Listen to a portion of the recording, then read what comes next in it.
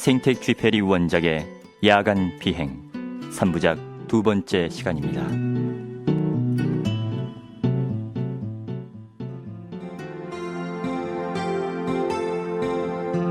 지난 이야기, 우편기 조종사들은 신속한 우편 배달을 위해 야간 비행을 한다.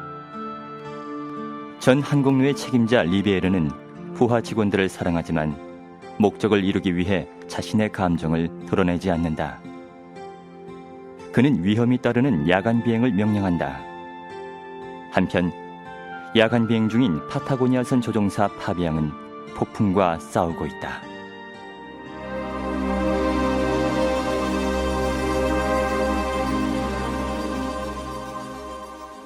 한 뭉치의 결제 서류를 들고 자기 사무실로 들어간 리비에르는 오른쪽 옆구리에 심한 통증을 느꼈는데 몇 주일 전부터 그를 괴롭히고 있는 통증이었다. 느낌이 좋지 않아. 그는 자신이 오랏줄에 묶인 늙은 사자같이 느껴져서 비애에 젖었다.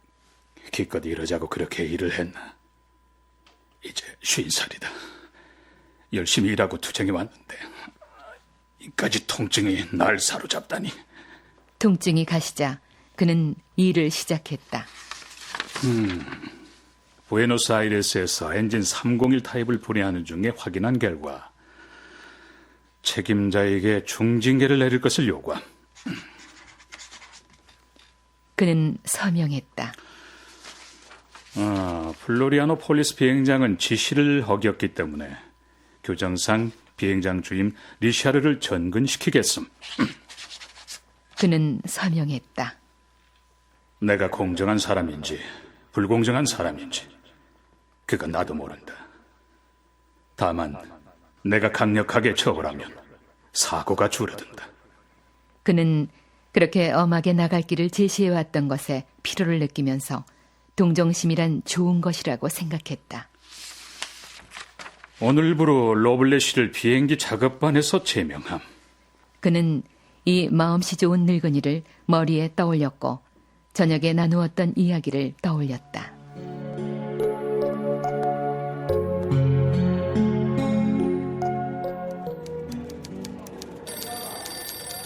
본복이요. 이건 본복입니다. 본부장님, 난 평생 일해왔습니다. 한 번만 봐주십시오. 늙은이는 낡은 지갑에서 오래된 신문지 조각을 꺼냈는데 젊은 날의 로블레가 비행기 옆에 서 있는 사진이 실려 있었다. 아르헨티나 최초의 비행기를 조립한 게 저였습니다. 1910년부터 비행기 작업반에서 일해온 지 한 20년이 됐습니다. 그런데 어떻게 그런 말씀을... 그래서 자벽부로 일할 수 있게 해드렸지 않습니까? 제 체면은요? 자벽부 일을 하세요. 거절하겠습니다. 본부장님, 제 말을 더 들어주세요. 이만 가보세요.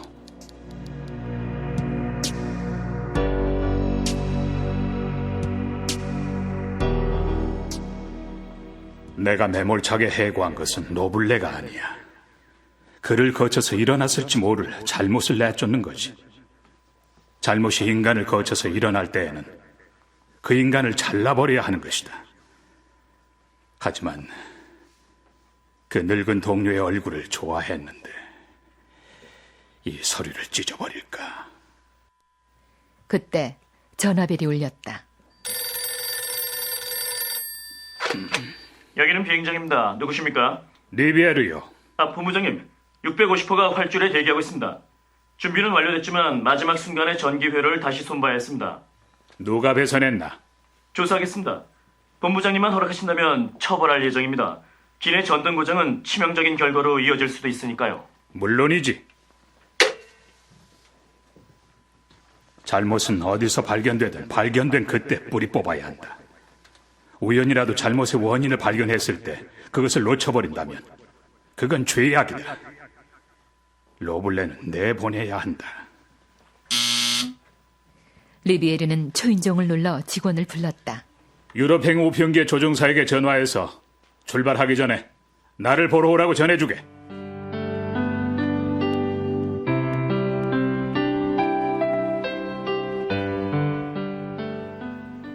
전화 소리에 잠에서 깨어난 조종사의 아내는 남편을 바라보며 생각했다. 조금이라도 더 주무시게 가만둬야지. 그녀는 남편의 굳건한 두 팔을 바라보았다. 이제 1시간 뒤면 중대한 책임을 지고 유럽행 우편선의 운명을 쥐게 될 두 팔이었다. 그 여자의 마음은 혼란스러워졌다. 이 도시에 사는 수백만 명의 인구 가운데 이 사람만이 유독 이 이상한 희생에 준비되어 있는 것이다. 그녀는 그것이 슬펐다. 여보, 몇 시야? 자정이에요. 날씨는 어때? 모르겠어요. 그렇게 춥진 않겠어. 바람의 방향은 어느 쪽이지? 제가 그걸 어떻게 알아요. 남풍이군. 좋아. 적어도 브라질까진 가겠어. 당신은 쓸쓸하신 것 같지도 않군요. 이번엔 며칠간이나 나가 계시나요? 일주일, 열흘. 그도 모르고 있다. 쓸쓸한가? 아니다. 왜 쓸쓸하단 말인가? 이 들판들, 도시들, 산들. 그는 그것들을 정복하기 위해서 자유롭게 떠난다는 느낌이 들었다. 그는 미소 지었다.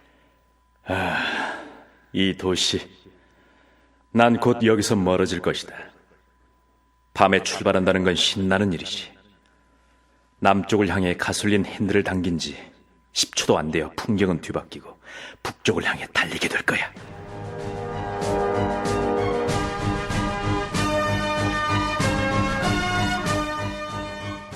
리비에르가 조종사를 맞아들였다. 지난번 비행에서 자네는 기상 통보가 좋았는데도 되돌아왔네. 이유가 뭔가? 겁이 났었나?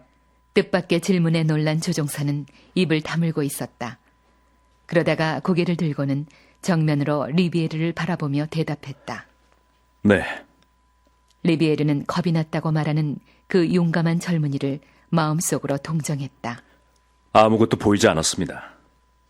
조종석의 램프가 약해져서 제 손도 보이지 않았습니다. 그때 엔진이 진동하기 시작했습니다. 아니야. 아니라뇨? 시험을 해봤는데 엔진은 아무렇지도 않았어.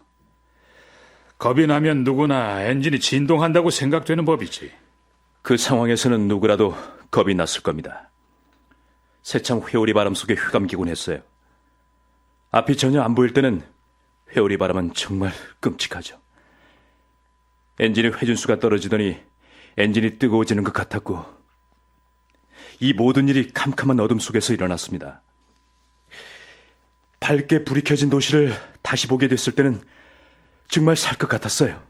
자네는 상상력이 지나치게 풍부하군. 그만 나가보게. 조종사는 나갔다. 리비에르는 안락의자의 몸을 깊숙이 파묻고 반백이 다 된 그의 머리 위로 손을 가져갔다. 그날 밤 그가 무사히 돌아올 수 있었던 건 정말 훌륭한 일이었다. 지금 나는 그를 공포심으로부터 구하려는 것이다. 야간 비행이라는 투쟁에 있어서 리비에르와 그의 조종사들은 겉으로 드러내지 않는 깊은 우애로 연결되어 있다. 하지만 리비에르는 밤을 정복하기 위해 시작했던 싸움들이 생각났다. 경험이 법칙을 끌어내는 겁니다. 법칙을 잘 안다는 것이 경험을 능가할 수는 없는 거요. 오랜 투쟁 끝에 리비에르는 승리를 거두었다. 리비에르는 경험으로 미루어 확신이 들 때만 비로소 깊은 밤속으로 우편기를 떠나보냈다. 아직도 그의 편을 드는 사람은 별로 없고 비난까지 받고 있는 그는 지금도 외로운 투쟁을 계속하고 있다.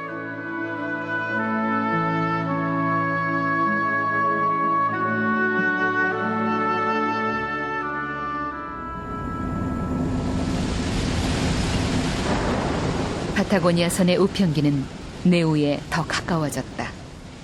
번개의 줄기가 깊이 뻗어나가는 걸 보니 뇌우의 범위가 아주 넓은 모양이야. 뇌우 아래로 지나가도록 시도했다가 잘 안 되면 되돌아가야겠어. 고도가 1700km로군. 파비앙은 하강 각도를 바꾸고 고도를 낮추기 위해 핸들 잡은 손에 힘을 줬다. 엔진이 심하게 진동하고 비행기가 흔들렸다. 그는 고도를 낮췄다. 회오리바람이 비행기 주위로 휘몰아쳤고 기체를 심하게 흔들었다. 이건 지역적인 뇌우일 거야. 다음 기항지인 트레레우에서는 구름이 하늘을 4분의 3 정도 덮고 있다고 통보해온 걸 보면 이 시커먼 콘크리트 속에서 한 20분만 견뎌내면 되겠지? 우린 지금 어디쯤인 거죠? 나도 모르겠어. 그저 나침반에 따라 폭풍 속을 통과하는 중이라는 것밖에. 후방 날씨가 어떤지나 봐주시오. 예. 코모도로에서는 이곳으로 귀향 불가능 폭풍이라는 보고입니다. 바이아 블랑카의 날씨는 어떻소? 바이아 블랑카의 대답입니다. 20분 내로 격렬한 뇌우가 오리라 예상하고 있음. 되돌아가실 겁니까? 도대체 어떻게 하실 건가요? 잠자코 좀 있어요. 트레레우의 날씨를 물어보시오. 예. 트레레우에는 초속 30m의 태풍이 서쪽으로 진전. 그럼 부에노스아이레스로 무전을 보내시오. 사방이 막혔음. 1,000km에 걸쳐 폭풍이 발생하여 시야가 완전히 막혔음. 어떻게 할까요? 날이 셀 때까지만이라도 견딜 수 있다면. 조종사에게 이 밤은 피안이 없는 밤이었다. 닿을 수 있는 기항지는 없었고 1시간 40분 후면 휘발유가 통인할 것이다. 그들은 이제 머지않아 무작정 이 깊은 어둠 속으로 흘러갈 수밖에 없는 운명에 처해 있는 것이다.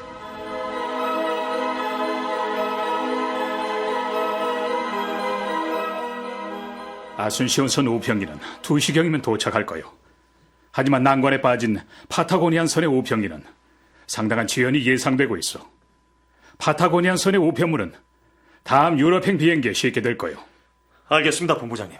아순시온선이 도착하면 바로 출발할 수 있도록 유럽행 비행기 출발 준비를 완료하시오.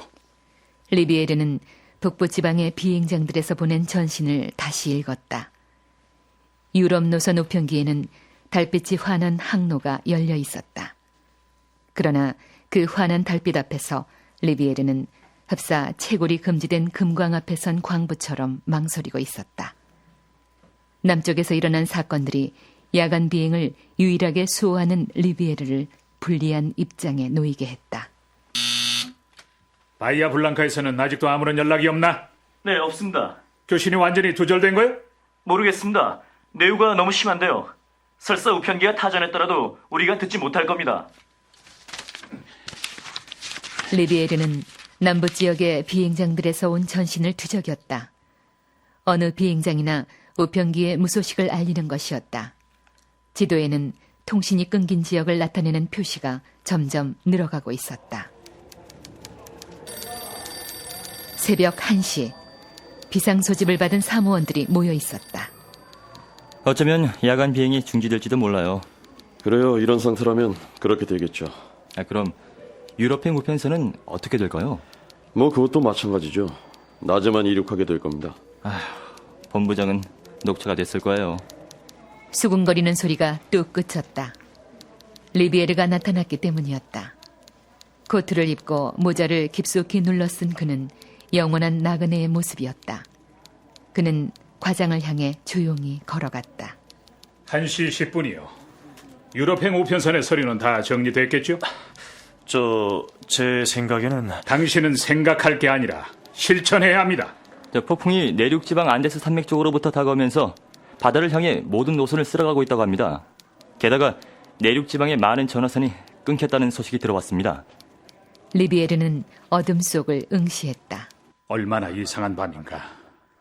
마치 반들거리는 속살처럼 갑자기 군데군데 썩고 있어. 부에노스아이레스의 하늘에는 아직도 온갖 별들이 반짝이고 있지만 그건 한순간의 오아시스에 불과한 것이겠지. 정복하기 힘든 밤이군. 어느 하늘에선가 그 깊은 어둠 속에서 비행기 한 대가 위험에 처해 있다. 그런데도 사람들은 그저 무력하게 불안에 떨고만 있는 것이다.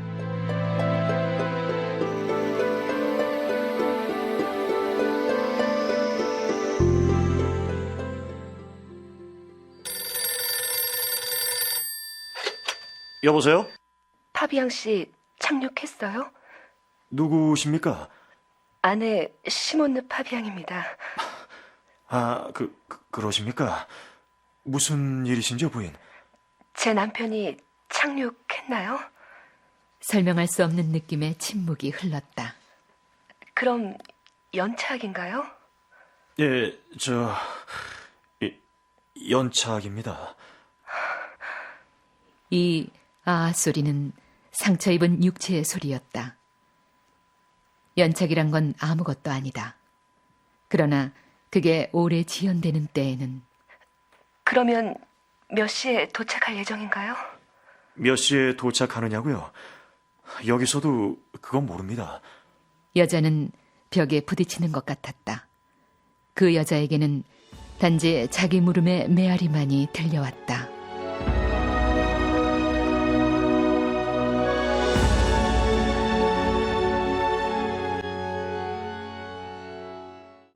생텍 쥐페리 원작의 야간 비행 2부를 마칩니다.